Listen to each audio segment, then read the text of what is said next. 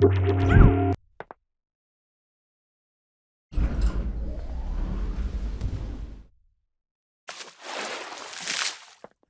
mentioned briefly back in one of the earlier videos about the types of properties that surfaces can have that there were two main types of surfaces, or two main types of materials in the world. These materials are conductors or insulators, or if you prefer, conductors and dielectrics, or if you prefer, metals and dielectrics, or if you prefer, metals and non-metals. Unfortunately, neither of these ways of stacking the words actually divide up all materials completely correctly, and in the real world there is something of a gradation. You'd also get things like semiconductors, which have their own specific physical properties that are kind of distinct. However, from a visuals point of view, and from the point of view of doing computer graphics rendering, using conductors and insulators as our two main material types is the easiest way to go.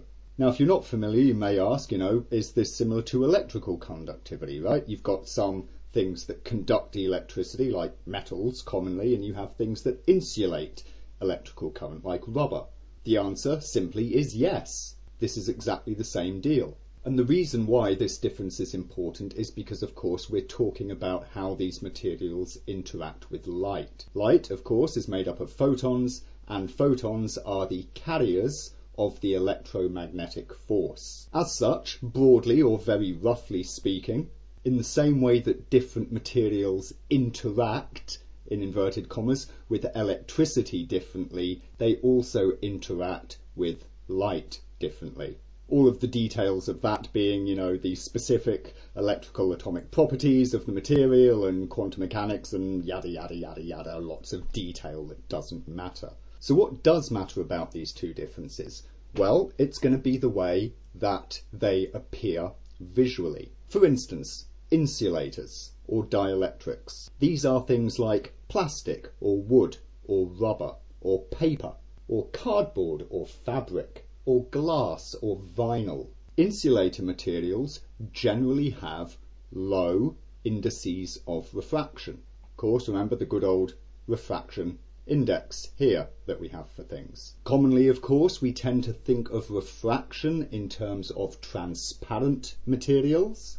In a true physics point of view, and how when light goes through a transparent material, we see it get bent, so the straw in a glass of water looks bent, all of that sort of stuff. But from a true real world point of view, actually all materials refract light. It just so happens that if the material is what we think of as being opaque or not transparent, the light that is refracted through it is simply absorbed. It never makes it out the other side. But it's this refraction index of materials that controls their absorption and their reflection, be that the specular reflection and or the diffuse reflection. And this leads to different looks, such as commonly here. We see something that would be an insulator or dielectric material like a plastic or a vinyl or something. We generally see that these have white highlights. That is to say that the reflection, the specular reflection of the material, has the colour of the light falling on the surface, whereas the diffuse reflection of the material takes on the colour of the surface itself. Just as we spoke about in diffuse, the other wavelengths of light are absorbed or refracted, and only the one colour is reflected, or mix of colours is reflected. If you look at things like rubber or like wood and many plastics, you will see that they have essentially a white specular reflection. However, there is sort of a gradient, and as you work your way through to some other plastics, you will find that the specular starts to take on some of the colour of the diffuse. This in reality is basically linked to the IOR of that material, and you start to get the tinted reflection, which of course we spoke about in the whole Fresnel section.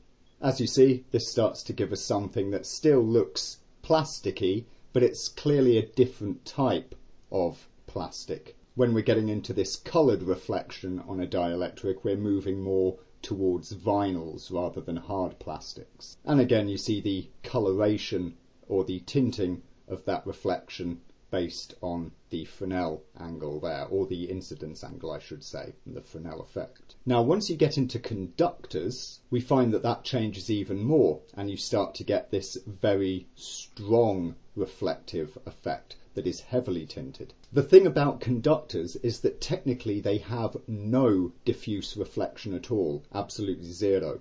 That's true for metals, it's true for water. Obviously we think of them as having colour, but all of that colour is picked up purely in the specular reflection. They do not have diffuse. They have a diffuse of 0, or rather they have a diffuse colour of black. In some places you will see that people refer to metals or conductors as not having diffuse but having albedo. But what you can see in the reflectance properties of conductors is this very different sense of colour. It's not merely a tinted specular reflection. It is indeed a full colour specular reflection, and of course the Fresnel effect is much reduced. Metals will have very high indices of refraction. But again, in conductors as a whole, there is a gradation. Water has a much lower index of refraction, much more similar to glass, whereas gold, chrome, steel, they have very high indices of refraction. But this coloration that they pick up really is the colour of the specular reflection, which is why when you want something like chrome steel, what you're actually choosing is a white reflection. Basically a white reflection being an untinted or a colourless reflection like this. And really, for the most part, this is all that it comes down to for our own work here.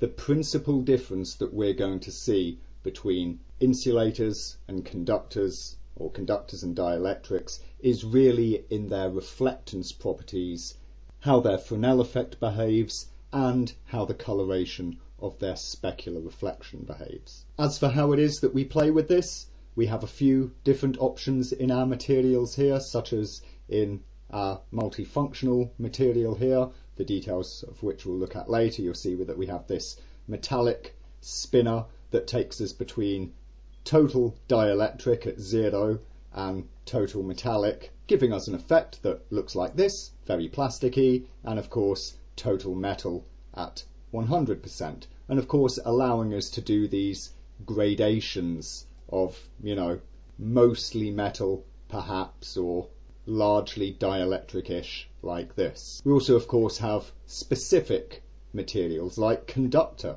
Ever wonder why conductor is called conductor? Well, because it's for conducting surfaces, or at least a subset of them, principally metals. No transparency means you're not going to get very good water out of this shader. Of course, we also have specific dielectric shader. Again, this is for specific dielectric types, namely transparent materials, glass-like materials. Can you do water and liquids with this? Yes, you can. I should point out, water is something of a special case. It is technically a conductor. It has no diffuse reflection, but if you look at its specular reflection, you will see that it is mostly white. That is, the colour of the light that hits it is the colour that you see in the reflection, but that's governed by the angle of view, again with Fresnel effect, and of course not forgetting the balance of the transparency. Then of course we also have other shaders like skin, which is designed for human skin, which in terms of its surface properties is broadly dielectric and certainly behaves so for the most part in terms of its reflectance. Though because it's subsurface scattering and certain wavelengths are more absorbed than others, you can sometimes get a bit of a tint going into the reflection. And then we have others like car paint, where you have the ability to have a metallic paint, which of course behaves like a conductor, but you also have this clear coat, which is like a varnish or a lacquer, which is more plasticky, and that behaves like a dielectric. And so this surface gives us something that is not actually halfway between a conductor and a dielectric, rather it gives us something that has both types of material, because the paint is two different materials. There's a metallic layer and there's a dielectric layer. And this is the last thing that's important to remember when you are dividing up your materials and asking yourself, is this kind of surface I'm creating an insulator or a conductor, is to think purely about what it is that the light is bouncing off of. In the case of something like this, where we've got a metallic car paint, we've actually got both. We've got a clear coat dielectric layer, but that's partially transparent, which allows us to see the metallic layer underneath. However, in other circumstances, we only care about the actual top layer that we can see. So if you've got something made out of steel that has been painted, then the metal is completely covered up, so no light ever hits it. The paint is dielectric, we treat it as a dielectric surface. If you've got something like a cheap Christmas bauble that's actually made out of plastic, but it's got a very thin layer of foil over it, then the foil is metallic, it completely masks the plastic, and we treat it as a conductor. And then on other objects, we might actually have a mix in the surface itself. So let's say that you've got a rusted steel surface. The clean steely parts would be metallic, whilst the rust would be dielectric. Or perhaps it's a flaky paint surface or something of that nature. Because of all this, when starting to surface your objects, I usually find this the best place to start, to ask yourself, right, what is the surface I'm starting with here? Am I starting with a conductor or am I starting with an insulator? Straight away, that will begin to narrow down the kinds of material shader that you want to use for that given surface. And in the case of surfaces such as, metal that has, chunks of mud caked on it, then you would want to go looking for a surface that allows you to mix both properties in a single material, or you would want to set up different materials and then mix them together based on some sort of textural procedural whatnot in your nodal surfaces. So there we go. These are the basic ideas of conductors and insulators, or conductors and dielectrics, or whatever names you want to give them. Generally, when reviewing our surfaces, to start work on them, it's most helpful to divide them up into these two categories and begin working from there.